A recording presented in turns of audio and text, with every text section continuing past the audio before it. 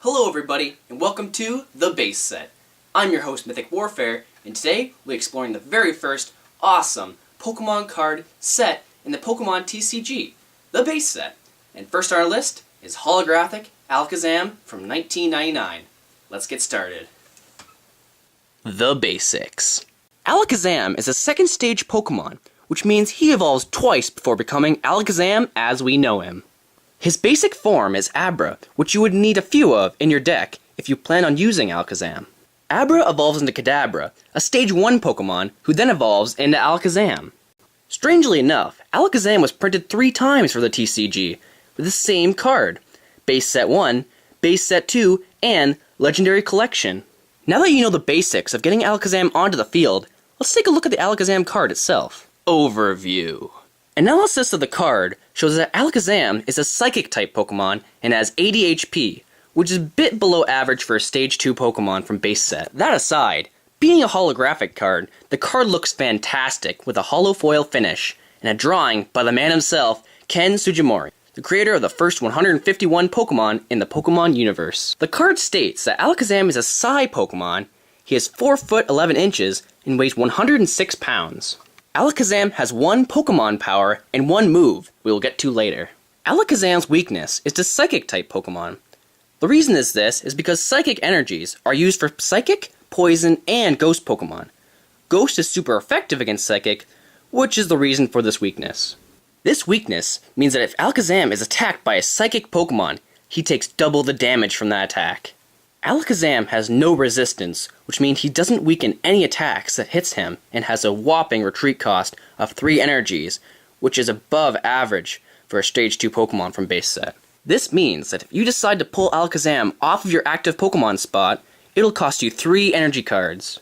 Its Pokédex entry states that its brain can outperform a supercomputer. Its intelligence quotient is said to be 5,000. Alakazam's level is 42 and his Pokédex entry is 65. But, now that Alakazam's overview is done, let's check out his attacks. The skills. Alakazam has a Poké Power that is called Damage Swap.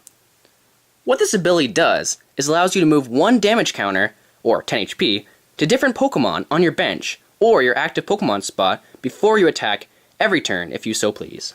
One downfall this ability has is it cannot be used if Alakazam is asleep, confused, or paralyzed. Alakazam's only attack is Confuse Ray. This attack needs 3 Psychic energies to be used and does 30 damage. This attack also allows you to flip a coin, and if heads, the opposing Pokemon will become confused. Confusion is a special condition in which the opposing player needs to flip a coin.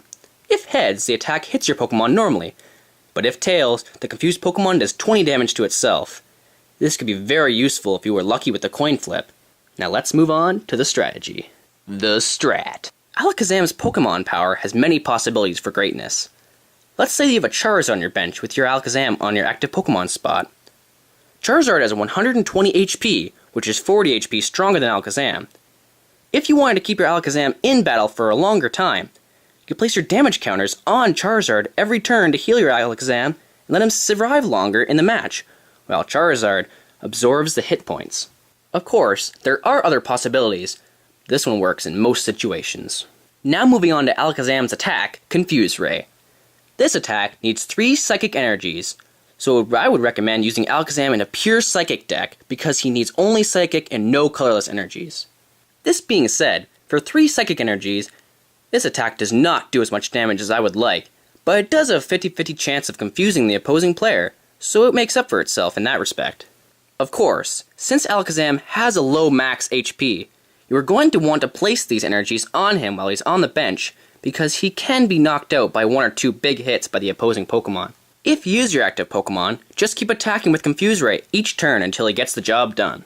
Or, another strategy would be to just keep him on the bench and use his Pokemon power to move damage counters around the field to help other Pokemon in need stay healthy enough to battle.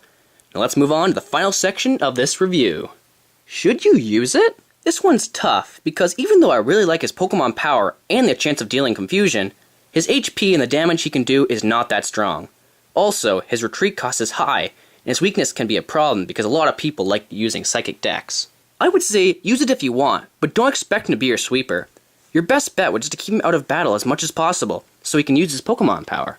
Now, you can find Alakazam base set or base set 2 for about $6 to $20 on eBay and other websites. I have yet to add this one to my collection, but that's on the top of my want list because I love this card. Not because it's really amazing or anything, but because I love Alakazam and I like the looks of it.